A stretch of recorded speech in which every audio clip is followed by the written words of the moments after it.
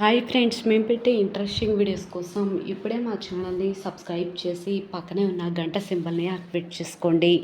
అలా చేయడం వల్ల మేము పెట్టే ప్రతి ఒక్క వీడియో నోటిఫికేషన్ మీ వరకు ఈజీగా వచ్చేస్తుంది.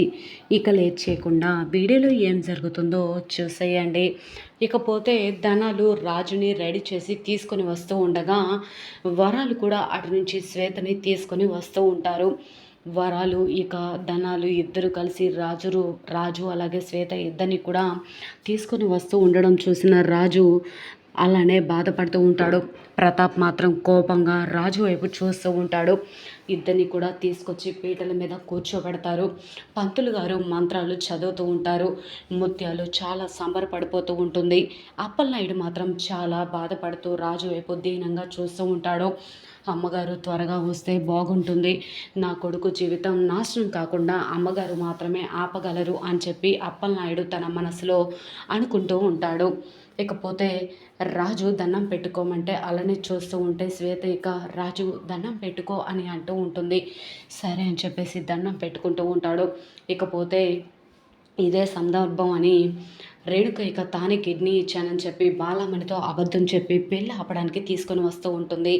పెళ్ళి జరుగుతూ ఉండగా ఒక్కసారిగా బాలమణి ఆపండి అని అనగానే ఒక్కసారిగా అందరూ షాక్ అయిపోతారు.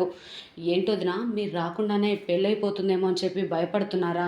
ఇంకా జరగలేదు, వచ్చి ఇలా కూర్చోండి అనగానే ఏంటమ్మా ముత్యాలు, పెళ్ళి ఆపడానికి వస్తే మేము కూర్చోడానికి వచ్చే వాళ్ళలాగా కనిపిస్తున్నామా అనగానే పెళ్ళి ఆపడం ఏంటొదినా అని చెప్పి అంటూ ఉంటే, నీకు కిడ్నీ ఇచ్చి నీ ప్రాణాలు కాపాడిన నా కూతురికి ఇచ్చి నీ కొడుకుతో పెళ్లి చేయకుండా ఈ సీఎం కూతురుతో నీ కొడుకు పెళ్లి చేస్తావా? నీకు కొంచెమైనా ఇది లేదా, మానవత్వం లేదా అని చెప్పి ముత్యాలని నోటికొచ్చినట్టు బాలమని మాట్లాడుతూ ఉండగా అలానే చూస్తూ ఉంటే రాజుకి ఆలోచన వస్తూ ఉంటుంది. ఆ రోజు రాజు జైల్లో ఉన్నప్పుడు సుమ రూప ఇద్దరు కూడా జైలుకు రావడం, సుమ ఇక రేణుక కాదు మీ అమ్మకి కిడ్నీ ఇచ్చింది రూప అని చెప్పటం, ఈ విధంగా రాజు ఆలోచిస్తూ ఉంటాడు.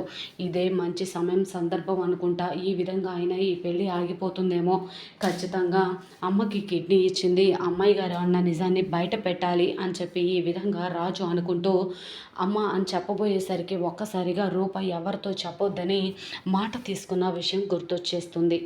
ఇక ఆలోచిస్తూ ఉంటాడు. మనం ఇప్పుడు చెప్పినా అమ్మాయి గారు మాటని కాదనలేము, ఇప్పుడు ఎలా, ఏదో ఒక రూపాన ఈ పెళ్ళి ఆగిపోతే బాగుండు అని అంటూ ఉండగా అక్కడే ఉన్న డాక్టర్ ఇక మాట్లాడితే కిడ్నీ రేణుక ఇచ్చింది అన్న మాటల్ని పట్టుకొని డాక్టర్ ఈ విధంగా ఆలోచిస్తూ ఉంటారు.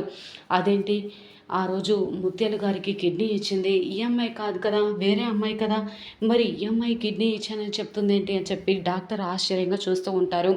వెంటనే ఇక నువ్వు నీకు కిడ్నీ ఇస్తే నీ కొడుకుతో తన పెళ్లి చేస్తావని చెప్పి నీకు కిడ్నీ ఇచ్చింది నా కూతురు, అలాంటప్పుడు నీ కొడుకు పెళ్ళి అలా ఎలా చేస్తావు అని అంటూ ఉంటే, ఆ కిడ్నీ ఇచ్చినందుకు నీకు డబ్బులు ఇస్తాను రేణుక అని చెప్పి అంటూ ఉంటుంది ముత్యాలు. ఒక్కసారిగా బాలమణి రేణుక షాక్ అయిపోతారు.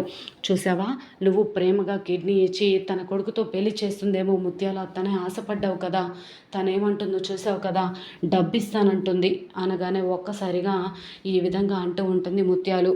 నేను ఏ రోజు నాకు కిడ్నీ ఇవ్వమని, నాకు కిడ్నీ ఇస్తే నీకు నా కొడుకుకి పెళ్లి చేస్తానని నేను చెప్పలేదు రేణుక, చెప్పానా అనగానే చెప్పలేదత్త, కానీ నీకు కిడ్నీ ఇస్తే నీ కొడుక్కి నాకు పెళ్లి చేస్తావని ఆశపడ్డాను అని ఈ విధంగా అంటూ ఉంటే వెంటనే ఇక డాక్టర్ లేచి అసలు ముత్యాలు గారు మీకు కిడ్నీ ఇచ్చింది ఈ అమ్మాయి కాదు అనగానే ఒక్కసారిగా ధర్నాలాగా చేద్దామని పెళ్ళాపడానికి కూర్చున్న బాలమణి రేణుకకి షాక్ ఇస్తుంది. ఒక్కసారిగా రేణుక బాలమణి పైకి లేస్తారు. ఏంటండి మీరు అనేది, నాకు కిడ్నీ ఇచ్చింది రేణుక కాదా అని ముత్యాలు అనగానే అవును ముత్యాలు గారు, మీకు కిడ్నీ ఇచ్చింది ఈ అమ్మాయి కాదు వేరే అమ్మాయి అనగానే ఏంటి రేణుక, కిడ్నీ నువ్వివ్వలేదా అనగానే అవునమ్మా నేను ఇవ్వలేదు అని చెప్పి అంటూ ఉంటుంది.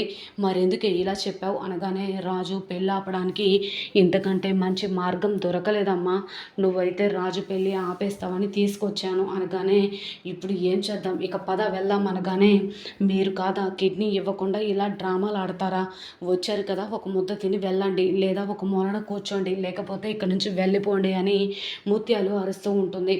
పదవే పద, ఇంకా సిగ్గులేదా అని చెప్పి అంటూ ఉంటుంది బాలమణి.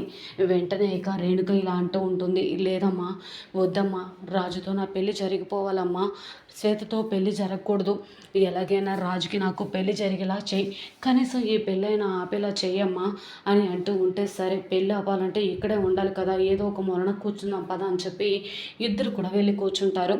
ఇకపోతే పంతులు గారు జీలకర్ర బెల్లం పెట్టించుకోమనగానే శ్వేత అలాగే రాజు ఇద్దరు కూడా జీలకర్ర బెల్లం పెట్టుకుంటారు. పట్టుకొని పెట్టుకోబోతూ ఉండగా తలపైన అప్పుడే విరూపాక్షి వస్తుంది. పెళ్ళి ఆపండి అనగానే ఒక్కసారిగా అందరూ షాక్ అయిపోతారు. ముత్యాలు షాక్ అయిపోయి అలా చూస్తుంది. ప్రతాప్, విజయాంబిక అందరూ కూడా పైకి లేచి నించుంటారు. వెంటనే ఇక అప్పలనాయుడు రాజు ముఖంలో సంతోషం కనిపిస్తూ ఉంటుంది. ఎలాగైనా విరూపాక్షి అమ్మగారే ఈ పెళ్ళి ఆపుతారన్న మాటని కట్టుబడుకోవడానికి ఖచ్చితంగా విరూపాక్షి వచ్చిందన్న ఆలోచనతో ఉంటారు. ఇకపోతే విరూపాక్షి రాగానే ఏంటి అనగానే, ఏం మాట్లాడుతున్నారు, పెళ్ళి ఆపుతావా అనగానే, అవును పెళ్ళి ఆపడానికే వచ్చాను ఇన్స్పెక్టర్, లాయర్ గారు అని చెప్పి అందరినీ కూడా విరూపాక్షి తీసుకొని వస్తుంది.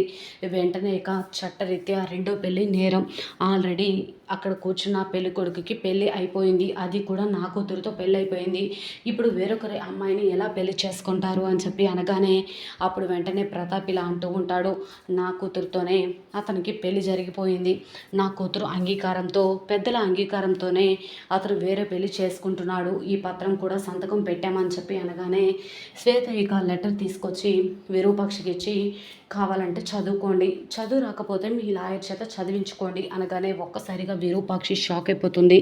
అవునా, అయితే లాయర్ గారు ఒకసారి పేపర్ ఇవ్వండి అని చెప్పి రూపరాజు పెళ్లికి సంబంధించిన మ్యారేజ్ సర్టిఫికేట్ అప్పుడు విరూపాక్షి అప్పలనాయుడుతో కలిసి చేపించింది కాబట్టి రాజు రూపల సంతకం కూడా పెట్టారు కాబట్టి ఆ పేపర్ శ్వేతకి చూపించి, ఇది మ్యారేజ్ సర్టిఫికేట్ అనగానే ఒక్కసారిగా షాక్ అయిపోతారు. ఆ రోజు అప్పలనాయుడు చేపించాడు కాబట్టి అప్పలనాయుడు సంతోషపడుతూ ఉంటాడు. అందుకే నా అమ్మగారు మ్యారేజ్ సర్టిఫికేట్ చేపించమన్నారు, ఆ రోజు మ్యారేజ్ సర్టిఫికేట్ చేపించడం చాలా మంచిది అయ్యింది అని ఈ విధంగా అనుకుంటూ ఉండగా ప్రతాప్ ఒక్కసారిగా షాక్ అయిపోతాడు. అంటే ఆ రోజు మ్యారేజ్ సర్టిఫికేట్ మీద రాజు రూపల సంతకం పెట్టారన్నమాట. అంటే ఇప్పుడు వాళ్ళని విడదీయలేము, ఇప్పుడు రాజు రూపల బంధం నిలబడుతుందా అని చెప్పి ఒక్కసారిగా విజయాంబిక ప్రతాప్ షాక్ అయిపోయి అలానే చూస్తూ ఉంటారు. వెంటనే చూశారు కదా, వాళ్ళిద్దరి పెళ్ళి అయిన తర్వాత కూడా వాళ్ళిద్దరిని దూరం పెట్టి వాళ్ళ బంధాన్ని విడదీయాలనుకున్నారు తప్ప వాళ్ళకు పెళ్ళి అయ్యిందని, పెళ్ళి కాలేదని అందరూ మాట్లాడుతున్నారు. కావాలని నేను తాళి కట్టించానని, వాళ్ళ పెళ్ళి అసలు పెళ్ళే కాదని అంటున్నారు. మరి ఈ మ్యారేజ్ సర్టిఫికేట్ గురించి ఏం మాట్లాడతారు అని ఈ విధంగా అంటూ ఉండగా ఒక్కసారిగా షాక్ అయిపోతుంది విజయాంబిక. ఇక అయినా మా అందరి సమక్షంలోనే ఈ పెళ్ళి జరుగుతుంది, అయినా నువ్వెవరు అనగానే, నేను నా బిడ్డని ఎప్పుడూ గాలికి వదిలేసి వెళ్ళలేదు విజయాంబిక, నా కూతుర్ని కొన్ని పరిస్థితుల వల్ల నేను వదిలిపెట్టి వెళ్ళాల్సి వచ్చింది, కొంతమంది వ్యక్తుల నుంచి దూరంగా ఉండాల్సి వచ్చింది, అంతే తప్ప ఏ రోజు కూడా ఇలా జరగదు అని చెప్పి అంటూ ఉంటుంది విరూపాక్షి.